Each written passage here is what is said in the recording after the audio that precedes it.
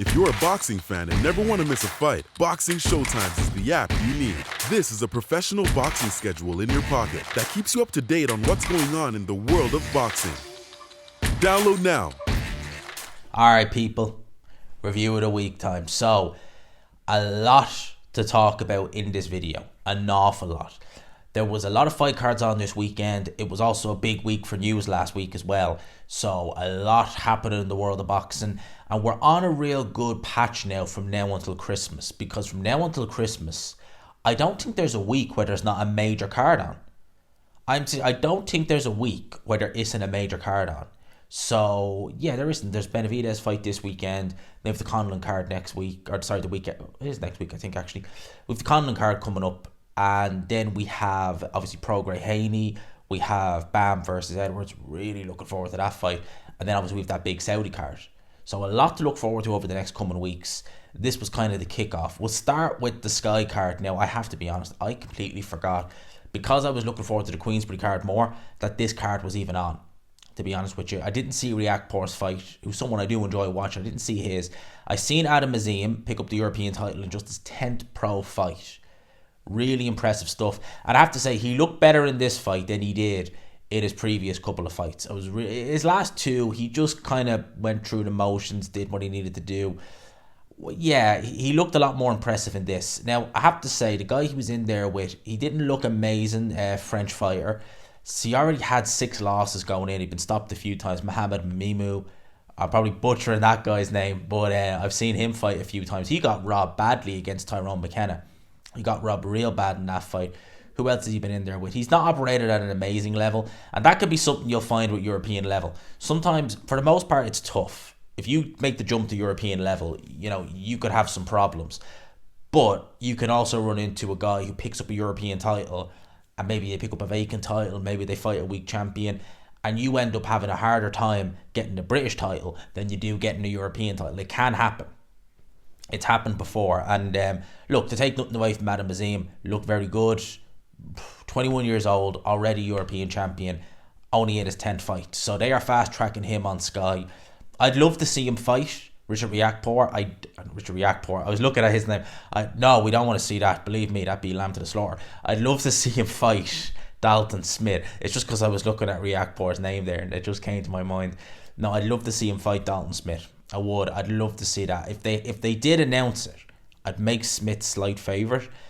They're not going to do that fight because boxers seem very unwilling to work with, well, anybody, to be honest with you. So I wouldn't hold my breath that we'll get that fight, but Adam Azim looked very good in this fight nonetheless. And obviously top of the bill was Tyler Denny.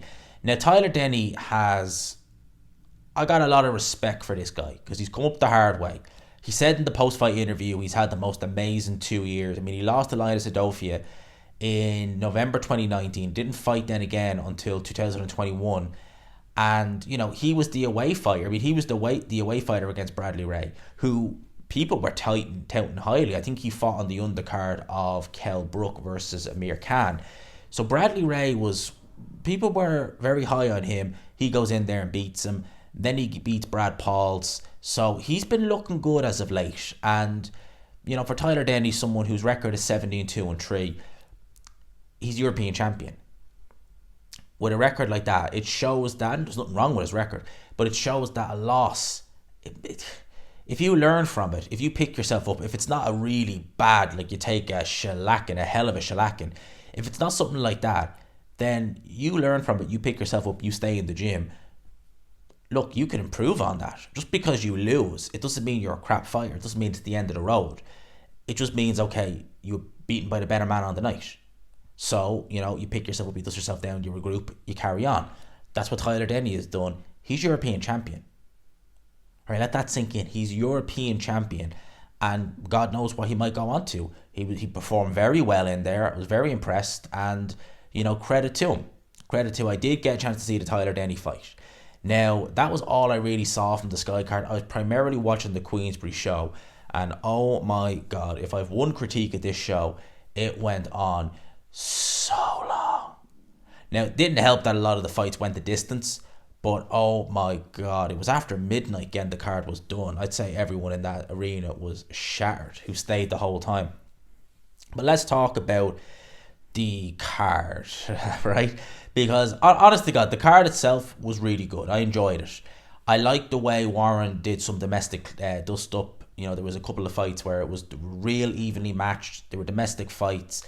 Styles gelled together well. The first fight I seen was Nathaniel Collins versus Zach Miller. Tremendous scrap.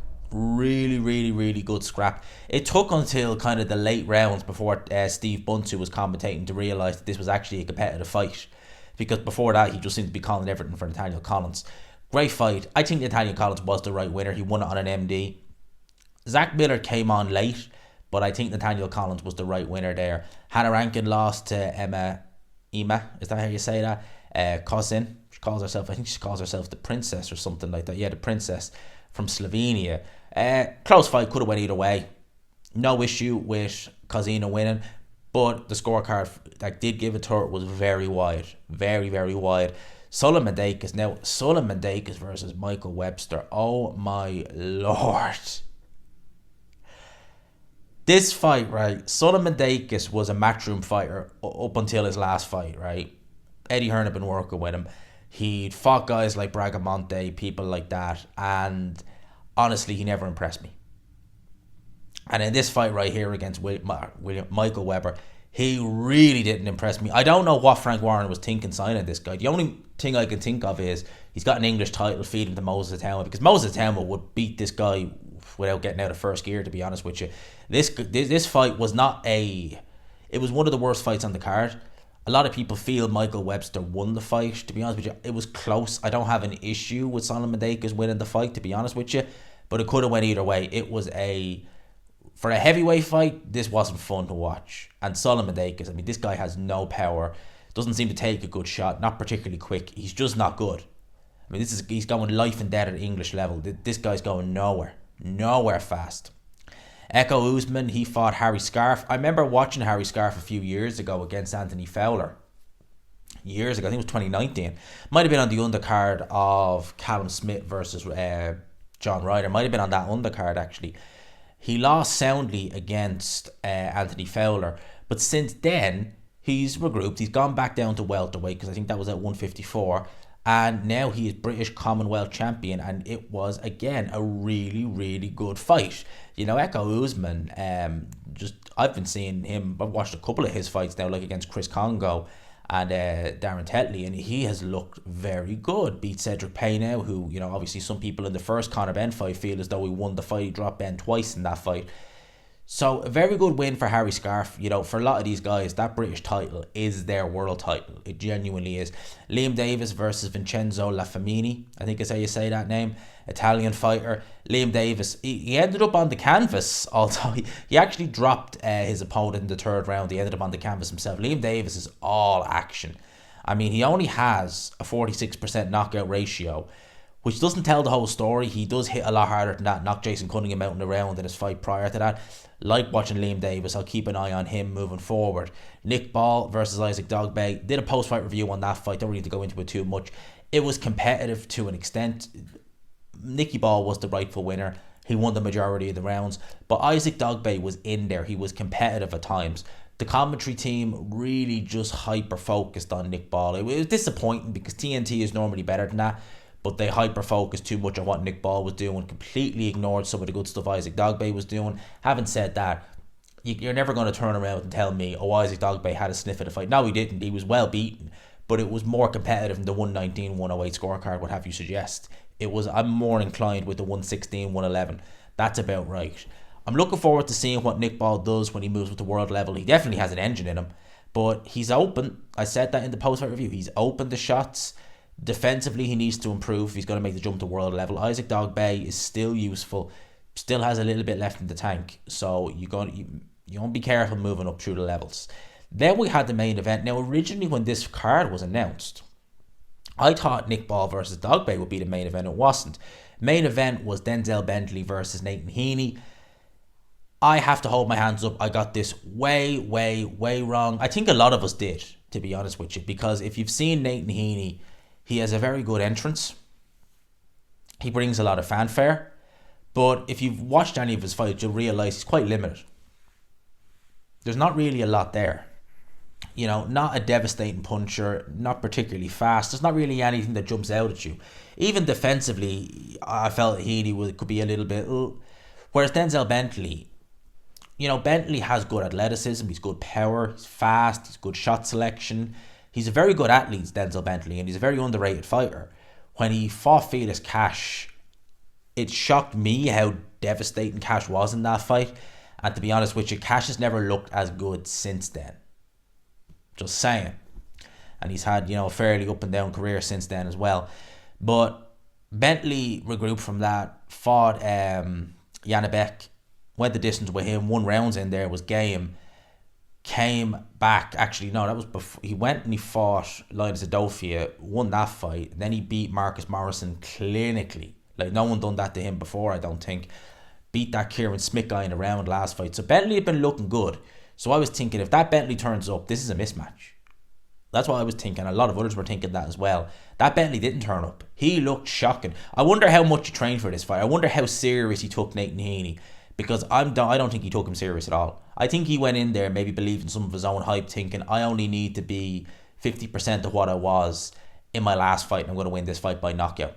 I think that's probably what he thought, because he looked awful in there. His timing looked all over the place. He just didn't look at the races.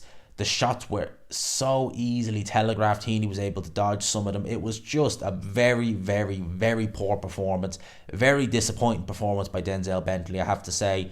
Nathan Heaney, deserved winner. Don't know how that judge had it a draw. Nathan Heaney was the deserved winner. It meant the world to him. It really did. I'm sure for Warren, he's probably glad that deep down Nathan Heaney did win, because now, he's got, that guy is a star in terms of Stoke. A bit like how Josh Warrington, when he was on the come up. Although Josh Warrington was talented, you could see that in him. He had, the Leeds fans behind him.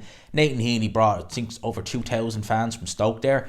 So Frank Warren is going to do a show in Stoke, in one of the arenas there, if there is any arenas in Stoke, then, he's got the guy there who can fill it. Because Nathan Heaney he seems to have fans everywhere. Certainly around there, big fan base. So a good win for him. That was the card. That was the Magnificent Seven. It was a good card now, I have to say. I enjoyed it. I did enjoy that card. Now we get on to the Matchroom show. I only seen the knockout of Diego Paccio. It was a good knockout. I'll give him that. It was a good knockout. Few people mentioned that it was competitive. Seen some people saying he needs to improve on that. I know we got the knockout, and I know Billy Joe Saunders took this guy 11 rounds and was competitive. I think some people had him winning against Billy Joe Saunders. I remember seeing him, his opponent, on the undercard of Fury Wilder 3 against Berlanga. For my money, he beat Berlanga, so a good performance there. I need to really have a good, proper watch of it. But one fight I did watch, not that there was much to watch, didn't go very long, was Calafiore versus Jonathan Rodriguez. Now, Calafiore announced his retirement immediately after he was taken out in the first round. He was dropped within the first 45 seconds. He was down twice in the first round. Referee waved it off. Calafiore looked shocking in there. He's 34 years old. He's not had a punishing career per se, but that Chocolatito fight, that seemed to take everything out of Calafiore. It really did. Calafiore, I never really rated that highly. He won his world title on the undercard of Joshua versus Molina back in 2016 against Lewis Concepcion, who was the weakest champion at 115 at the time. Bear in mind, you had Inoue, you had Chocolatito, I can't remember who else you had, but he was the weakest there. He was the weak link out of the lot. He really kind of just kept to himself with that title. He really didn't, when, Estrada, Quadras, Chocolatito, Runvasai were doing their stuff in the States, you just kind of had, even Inoue was over in the States on some of those Superfly shows, you just had Yafai just there in the UK on Birmingham topping the cards against miscellaneous opposition. That was really his world title reign until he fought Israel Gonzalez. He got clearly beaten in that fight, but somehow they gave him the decision. That was in Monaco, I think in 2018. And then he went in against Chocolatito, who people thought was over the hill at that point, and he got the absolute living crap beat out of him for 9 rounds and then taken out badly in that fight. He was beaten to a pulp by Chocolatito in that fight. It was a real bad beating. And in his comeback fight, so he was out of the ring for about 2 years, maybe more. I think it was nearly 3 years he was out of the ring for. Came back, he looked a shell of himself. He really did. His punch resistance seemed all over the place. He looked slow. He just didn't look good. And in this fight, it showed everything. He really didn't look good in there. Announced his retirement straight after. Look, you won a world title. Credit to you. You could sail off into the sunset with all your faculties. Because to be honest with you, based on that performance at 118, 122 or anything like that, at world level, Calafiore is going to be cannon fodder for those guys. He looked really poor in there. Really poor. So at 34, and again, at 34, in the lower weight divisions, that's seen as ancient in those lower weight divisions. You very seldom see fighters go really past the age of 32, 33 in those divisions and still have a lot to give, because it's not like heavyweight. If you're 34 at heavyweight, you would say, oh, you've still got a couple of years left in you. At that division, you're 34, you're an old man. The lighter weight divisions. So Calafiore announced his retirement immediately after that. Credit to him. He was still a world champion. You can't take that away from him. So there is that. Now, let's have an old look-see at everything else that's been going on. Oh, and I forgot actually about this. So there was also the Shakur Stevenson versus Edwin De Los Santos fight. I didn't watch it. I didn't go back and watch it. I've no intention to go back and watch it. I had planned on watching it until I woke up on Friday morning to see that everyone was complaining about how poor it was. Apparently it has... Oh yeah, De Los Santos landed the lowest amount of shots in a 12-round fight ever recorded by CompuBox. 40 punches landed. 65 punches landed by Shakur Stevenson in a 12-round fight. Apparently the crowd were less than pleased, booed. They weren't happy. And American fight fans normally they will let their voices known more so than the UK fans when it comes to a boring fight and stuff like that. They will get up on the fighter's case. And I watched the highlights on Sky Sports. It was all of a little over a minute long. So if you're talking about a 12-round fight being able to chuck, and the comments were all like, I'm surprised you found a little over a minute of highlights to chuck in. It kind of says how bad the fight was. So look, I don't suffer from insomnia, thank God. So I've no interest in being put to sleep or watching that. I like Shakur Stevenson now, I do. But I was just not going to do it. In terms of him, he's won... This is 26 years old. He's been featherweight champion, super featherweight champion. Now he's a lightweight champion. He is a good fighter. He is. He's a very good fighter, is Shakur Stevenson. Maybe sometimes you can be a bit too safety first. A little bit too safety first. It's going to be interesting to see. I would love to see him against Tank Davis. I would make Shakur favourite in that fight. I'd make him favourite, to be honest with you, as well, against Devin Heaney. But, based upon that performance, Shakur was looking for X amount of a percentage split. And I was saying he probably could get away with asking for more. Maybe not on a performance like that. Maybe not. Because that's not going to draw fans. I mean, that's just going to turn fans away. It is. That's just going to turn fans off you with performances like that, Rigondeaux, when he was in his peak, tremendous fighter, but I mean, Bob Arum just cut his teeth with him. He hadn't even lost, but he was just so dull and boring, lackluster. He was a boxing purist, would love him. But the American fight fans were never going to take to that. Never. On the undercard, though, Manuel Navarrete had a good fight with Robson Conceição. It was a majority decision draw. Navarrete dropped him a couple of times, which saved him in many ways. So there was that. For those wondering about Demetrius Andre versus Dave Benavidez, it will be shown in the UK on Fight TV for £20. I will not be paying, so anyone wondering will I be doing a watch along, I might have done it if it had been on Sky or DAZN or TNT Sports, but I'm not paying $19.99 for Fight TV to watch this in the wee hours. I'll pass on that. I'll watch it the next day. Sorry, no way. Fight TV charging 20 quid for a fight with two guys in America who were more well known there at an unsociable time. Good luck with that, Fight TV. That's what I will say. The best of luck with that. What else do we have? So, the main talking point over the last few days was obviously Fury versus Usyk being announced. Tyson Fury, Alexander Usyk. The press conference wasn't exactly what the press conference the day before was, in terms of, you had a bit of entertainment with Jarrell Miller, you Joshua, Wilder, everyone there. The Usyk Fury press conference was just more the same. It was more Fury just being loud, his usual self. A lot of it is just repeating the same mode. You're small, you're a middleweight, you're this, you're that. I like the way Usyk just turned around and was like, yes, I am small. And I actually found one thing I actually did find funny about it was when Fury kept calling Usyk small and a middleweight, he was like, yes, I am small. And Fury instantly was like, well, you're not that small. It was like, wait, he just said he is. And I did find that funny. As soon as Usyk just said, yes, I am small, he's like, well, you're small for the weight, but you're not that small. It was like, backtracking instantly. I did find that funny. It was like, don't agree with me. You're meant to counter-agree. So I did kind of find that a bit of a chuckle moment at the press conference. But other than that, look, I'm glad we have this fight. February 17th. Undisputed, first undisputed since Lennox Lewis, first in the 4-belt era. As you know, that's the fight I've wanted. I've wanted undisputed for the last couple of years since, any opportunity we can get. Pretty much since Fury beat Klitschko, I've wanted undisputed. We have it now, right? We do have it now. I fully believe we will get it, right? If I'm wrong, so be it, but I fully believe we're going to get it. I think that we are going to see both guys at their absolute best, as best they can conceivably be. I think both of their bests, maybe it's fair to say, have gone. Maybe Usyk slightly less than Fury, but I think that they are going to give 110%. I think the Fury we saw against Francis Ngannou will not be the Fury who turns up against Alexander Usyk. Because if it does, well, he's not going to win. Simple as. And he knows that. He's not stupid. He knows that. So he is going to be going in, training his absolute heart out to make sure he is the best version that he can be. And likewise, Alexander Usyk will as well. One of the things that Usyk has in his favour is that he's always in shape. So he can go into camp and just focus on, everything, precision, boxing, everything. Fury tendency to fluctuate in between fights. So how bad will he fluctuate before he goes into camp? Who knows? Will he have to spend time taking weight off? Who knows?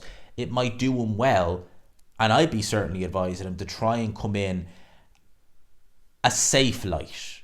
And what I mean by safe light is come in lighter than 277, obviously. But don't come in too light that you end up depleting yourself. Try and lose weight gradually. You don't need to go and lose 40 pounds over an 8-week period and then you're wondering why you've no energy. But if you can just gradually take maybe about a pound or two off a week, come in, say 265, 262, his mobility will be a lot better. And his speed will be a lot better. And that's what he needs against Alexander Usyk. I don't think he needs to be... Some would argue maybe he needs to be heavy. Yeah, but at the end of the day, that's just going to mean that Usyk is going to have an even bigger speed advantage than he already has. So, and then again, if the fight goes long and Usyk is fighting, keeping the pace up, and Fury is trying to keep up with that pace, the weight's not really going to help him. So I think he's going to need to come in light for that fight. We'll see. Nevertheless, we'll talk more about the kind of detailed look and this, that, and the other as time progresses. For now, we have the fight announced. I'm just so happy we have that. You would have thought that would have been the biggest announcement. Well, it was the biggest announcement, let's be frank, last week. But the second biggest announcement, which on any other given week would have been the biggest, was obviously the Saudi card, the Day of Reckoning, as it's going to be called. Now, I've seen Deontay Wilder. So originally when this was reported, I saw that it was going to be Joshua who was the main event. But I've heard Deontay Wilder say in interviews that it's actually going to be a flip of the coin who gets the main event. All right, let's see. Either one of them is fair to be a main event. But, that's what Wilder's saying. Whether it's true or not remains to be seen. We don't yet have a broadcaster in the UK. Wilder apparently let it slip that it's going to be DAZN in the US. Now, what I would imagine will happen. Now, again, I'm only speculating here. Don't take this, right? I would imagine that DAZN will probably get the international and the US rights. I would imagine that TNT will likely get the UK rights. I could be wrong on that. Don't quote me. But I would imagine that would be a deal in a sense of the UK, you get the TNT get the UK rights, the DAZN gets everywhere else. I would imagine that's what it's going to be. Could be wrong. Could be the DAZN everywhere. I don't know. But I would imagine that TNT will be making a big play for this fight. So I would say, if I was a betting man, I would say that's probably how it's going to be. Could be wrong. Let's wait and see. In terms of the actual event, obviously TNT are going to have Fury Usyk. We know that. They haven't announced it, but we know they will have it. In terms of this card, I've spoken about it at great lengths, but I've no problem talking about it very briefly here. Again, I won't go through it in great detail. Don't worry, the video's already long enough. Great fights, for the most part. Joshua Otto-Valin, I like it. Deontay Wilder-Parker, I like it. Dubois versus Miller, I really like it. I can't wait for that fight. I really think that Jarrell Miller, if he's got even half, 75% of what he had 2019, if he's clean, he should win this fight. I can see him taking Daniel Dubois to deep water and drowning him. I really can. He really should win the fight. I know a lot of people are saying that, look, Jarrell Miller is scum. He is. He's scum. But he's here. And I'm going to watch him. I enjoy it. I watched this fight with Lucas Brown. It was a terrible fight. It wasn't terrible in a sense of, both guys, were boring. It was actually quite fun. But both guys just looked slow, heavy, everything. And it was, terrible in that sense. But it was quite... I've always said there's something quite amusing about seeing two fat guys throwing punches. There's something quite amusing about that. I don't know. That's why I was so keen on seeing Wings and Boogie fight. Wings of Redemption and Boogie 298. I was so keen on seeing those guys fight. It lived up. It lived up. That's why I was like, car crash TV. What can I say? But they're the three fights I'm mainly looking forward to. I guess really, I'm somewhat looking forward to Arslan Makhmudov versus Kabayel. The other few fights, not really looking forward to Bivol versus Arthur. I like Bivol, but he should win that fight. Elizaro against Apataya, horrible mismatch. Elizaro shouldn't be anywhere near that ring with someone like Jay Apataya. Horrible mismatch. Sanchez Jr. Fa, I worry about that fight. That could really be a bit of a fight. It could. And then Hrgovic versus Demari. Don't like it. Demari shouldn't... Mark Demari, right? And I don't know him personally, right? But this guy has been pro now nearly 20 years. He turned pro in 2004, right? He's only got 2 losses. But he has literally, other than David Haye, he has fought journeyman for 20 years. What the F? He's fought journeyman for 20 years. He finds himself in a fight against Filip Hrgovic, probably getting the biggest payday of his life on a card in Saudi Arabia, and he's fought journeyman for 20 years. That's BS. Hrgovic shouldn't be fighting him. I know he's mandatory and he's not obligated to fight, really good opponents. But as I said, there has to be a limit where you're mandatory, right? And yeah, you can fight. You don't have to fight the best available contender. But surely you can go down so low. Down, like Moses Atauma, Fraser Clark, David Adelaye. I'd look at them and say, jeez, Mark Demori, you can do better than that. Hrgovic is on the cusp of world title. He doesn't need to be that bad. There's loads. I'm sure there is other fighters who are not that good. I was going to say not as good. That's even worse. But who are not that good, who will be a bit more credible than Mark Demori. I know he's only got 2 losses, but one of them was to an unknown journeyman, and the other one was to an injury, shot to bits David Haye, who could barely move. And even then, he was terrified to even throw a punch. That's going to be the easiest money Hrgovic has ever made, and Demori is going to get an absolute bumper payday off the back of facing journeyman for 20 years. That doesn't sit right with me. That just does not sit right with me. Maybe you'll disagree and say, I don't know. That for me, that just doesn't sit right with me. So that's what I got to say on that. In terms of everything else, I really don't think there's anything too much else to talk about. If you're interested in Floyd Mayweather, he's having a rematch with John Gotti III in an exhibition. Yeah, we really want to see that. I won't be watching. I haven't seen any of his exhibitions. But other than that, that's pretty much it. Let me know your thoughts on everything I talk about in the comment section below. I will leave you with that for now, people. Smash the like button if you could. Hit subscribe, of course, if you haven't already. 14,500 hit. Told you we do it in a week. We're into less than 500 away from 15k. Imagine that, 15k in less than a year. 5,000 subs in less than a year. Boom, 20k next year, lads. 20k next year. Watch the space. Might be an interesting week.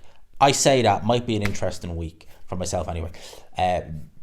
Nothing confirmed yet, but let's wait and see. Let's wait and see. I'll leave it there. But for everyone else watching, I hope you all have a great week. Smash the like button if you could. Hit subscribe, of course, if you haven't already. For now, I will talk to you. Peace.